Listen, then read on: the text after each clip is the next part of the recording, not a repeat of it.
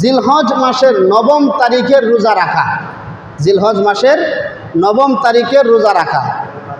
হাদিসের মধ্যে এসেছে সিয়ামু ইয়াউমি আরাফাতা আহতাসিবু আলাল্লাহ আই ইউকাফিরাস সানাতাল্লাতী ক্বাবলাহু ওয়াস সানাতাল্লাতী বা'দাহু।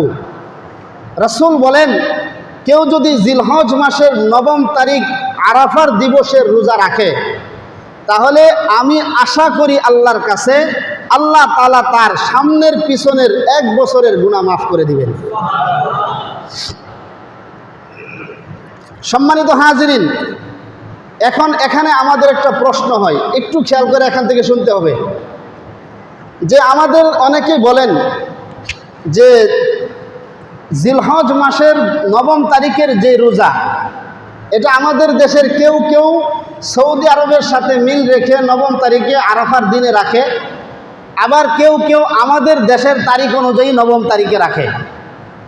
এই ব্যাপারে দুটি দল, দুটি মত রয়েছে। তো আমি আপনাদেরকে বলি যে হাদিসের মধ্যে যে আসছে সিয়ামু ইয়াউমি আরাফা, আরাফার দিনের রোজা, এখান থেকে অনেকে বলেন যে যেহেতু সৌদি আরবে যেই দিন আরাফার দিন, আমরাও সেই দিন কি করব, রোজা রাখব। কিন্তু বিষয়টা এমন নয়, কারণ রোজাটা আরাফার সাথে সম্পর্ক নয়, বরং ৯ম তারিখের সাথে সম্পর্ক। কিভাবে আমি আপনাদেরকে বুঝাই, যেরকম আপনার আশুরার রোজার কথা বলছি আমরা, আশুরার রোজার ব্যাপারেও হাদিসের মধ্যে আসছে সিয়ামু ইয়াউমি আশুরা, আশুরার রোজা। এখন আমরা আশুরার রোজা মুহররম মাসের ১০ম তারিখে রাখি। যদি আমরা ৯ম তারিখ সৌদি আরবের সাথে আপনার আরাফার রোজা রাখি, তাহলে আশুরার রোজাও সৌদি আরবের সাথে মিল করে রাখতে হয়। অর্থাৎ তাদের দেশের ১০ তারিখ, আমাদের দেশের কয় তারিখ, ৯ তারিখ রাখতে হয়। কিন্তু আমরা কিন্তু আশুরার রোজা সৌদি আরবের সাথে মিল করে রাখি না, আমাদের দেশের তারিখ অনুযায়ী ১০ মুহররমে রাখি। ১ নম্বর কথা। দ্বিতীয় কথা হচ্ছে আপনার তাকবীরে তাশরিক। তাকবীরে তাশরিক কোনটা বলেন তো? আল্লাহু আকবার, আল্লাহু আকবার, লা ইলাহা ইল্লাল্লাহু, আল্লাহু আকবার, আল্লাহু আকবার, ওয়ালিল্লাহিল হামদ।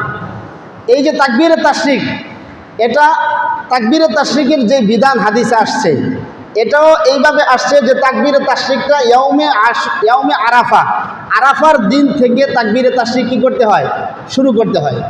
তো আমরা কিন্তু সৌদি আরবের সাথে আরাফার দিন থেকে তাকবীরে তাশরিক শুরু করি না, বরং আমরা আমাদের দেশের ৯ম তারিখ, জিলহজ মাসের ৯ম তারিখ থেকে ১৩ তারিখ পর্যন্ত আমরা তাকবীরে তাশরিক বলে থাকি। ঠিক না ভাই? ৩ নম্বর কথা, আরাফায় সৌদি আরবের মানুষ আরাফায় যেদিন অবস্থান করে, ওই দিন যদি এই রোজাটা রাখতে হয়, তাহলে সারা বিশ্বের মুসলমান এই একদিনে রোজা রাখা সম্ভব নয়। কিভাবে সম্ভব নয়? কারণ যেদিন সৌদি আরবে আরাফার দিন হবে, ৯ম তারিখ হবে, আরাফার দিন হবে, ওই দিন পৃথিবীর বিভিন্ন দেশে রাত থাকে। কি থাকে? যেমন সৌদি আরবে থাকে দিন, আমেরিকায় থাকে কি রাত। তাহলে যদি আমরা বলি যে সৌদি আরবের হাজী সাহেবরা যেই দিন আরাফার দিনে অবস্থান করে, তাদের সাথে মিল রেখে আমরা এই আরাফার রোজা রাখবো, তাহলে আমেরিকার মুসলমানরা কখন রাখবে? তাদের তো তখন রাত, আর রাতে তো রোজা হয় না। তাহলে রাতে যদি না রাখে, পরের দিনে রাখে, তাহলে সৌদি আরবের সাথে মিল করে রাখা হয় নাই। তাহলে বোঝা গেল কি, যে প্রত্যেক দেশের মানুষ নিজ নিজ তারিখ অনুযায়ী যদি ৯ম তারিখে রোজা রাখে, তাহলে আরাফার রোজা আদায় হয়ে যাবে।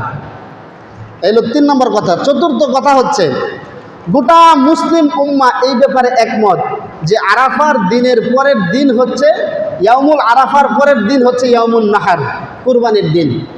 আরাফার দিনের পরের দিন কি? কুরবানির দিন। এখন আমরা যদি সৌদি আরবের সাথে মিল করে আরাফার রোজা আমাদের ৮ তারিখে রাখি, তাহলে তাদের সাথে মিল রেখে পরের দিন কুরবানি করতে হয়। কিন্তু আমরা কিন্তু পরের দিন কুরবানি করি না, আমরা এর পরের দিনের পরের দিন কি করি? কুরবানি করি। কারণ আরাফা এবং কুরবানির মাঝখানে আর কোনো কি নাই, দিন নাই।